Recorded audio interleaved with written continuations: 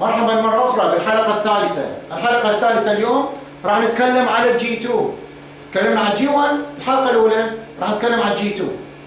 شنو هو الجي 2 إخواني وأخواتنا؟ شنو هو هذا الجي 2؟ شنو معناته؟ الناس كلها تقول عندي جي 2 وأنت عندك جي. نريد نعرف شنو هو الشيء الممنوع اللي الشخص أو السائق اللي عنده جي 2 ما يقدر يسويه. الجي 2 مثل ما تشوفون هنا، الأول شيء نفس الشيء نرجع أنه لازم الحزام في كل شخص جالس بالسيارة، والشيء الثاني لازم يكون مستوى الكحول صفر، يعني ممنوع أي مشروب يكون السائق في الدم، وأي نسبة من الكحول في الدم ممنوع تكون زيرو.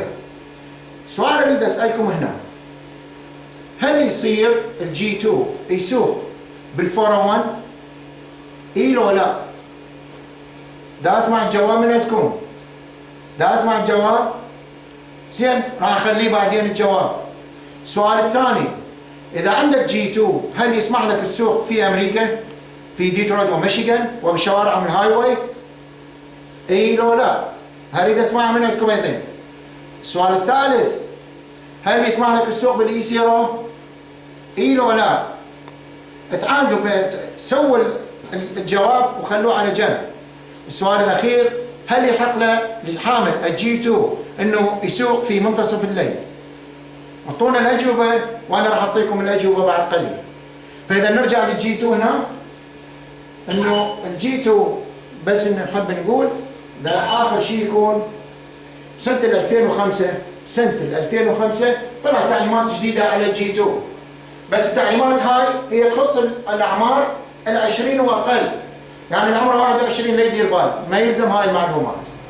العمر 20 سنة أو أقل ممنوع خلال ال6 أشهر الأولى لازم يحمل صديق واحد فقط، يعني ما له حق يحمل أكثر من شخص واحد بالسيارة.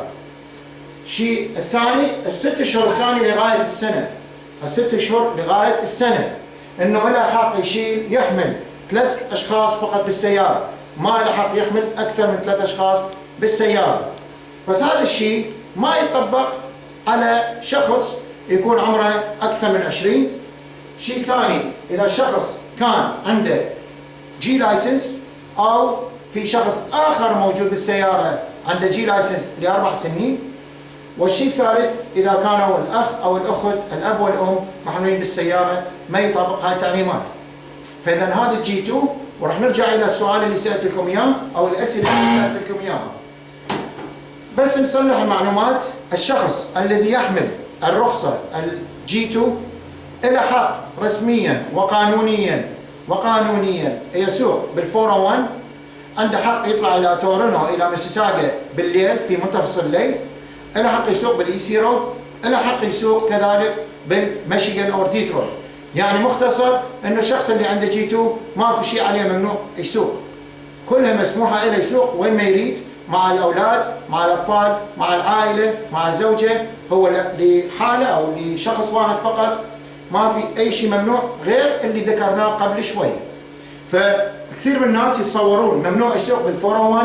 يا اخوان واخواتنا العزيزات، هذا الشيء ما نقدر نقول انه ما مسموح او غلط، بس الفكرة اللي ماخذيها الناس هو فكرة خاطئة انه بالجي 2 مسموح او ممنوع يسوق بهذا المكان او ذاك.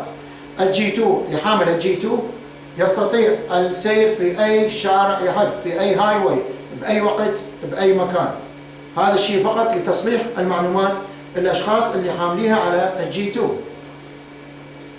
اخر شيء الجي لايسنس اللي هو فول لايسنس، هو اخر جي اللي هو نحمله الفول لايسنس. شنو الشيء الذي اذا انا لحد الان اخذت جي 1 ما عندي ودا اسوق لوحدي او خالفت القوانين هاي، العباره هنا 30 يوم او شهر سحب الرخصه، 30 يوم لسحب الرخصه فقط. فهاي 30 يوم انه نسحب الرخصه من الشخص ما له حق يسوق بيها. هاي القوانين يا اخواننا اخواتنا، هذا الشيء اللي شفناه، هذا اللي هو تابع للجي 1 والجي 2 والجي. إذا نرجع إلى القانون، وما هي الفترة الزمنية الذي الشخص لازم يأخذها بين الجي 1 والجي 2 والجي. هذا السؤال أيضا احنا يجينا، وشنو المطلوب إذا جبت رخصة من البلد الثاني. راح أوقف هنا وارجع لكم بالحلقة الرابعة. تابعوني بالحلقة الأخرى أو الحلقة الرابعة اللي راح نتكلم بها على الفترة الزمنية أو إذا جبنا رخصة من دولة أخرى. شكرا، مع السلامة. أخوكم مايكل وفا من رويال درايفنج سكول.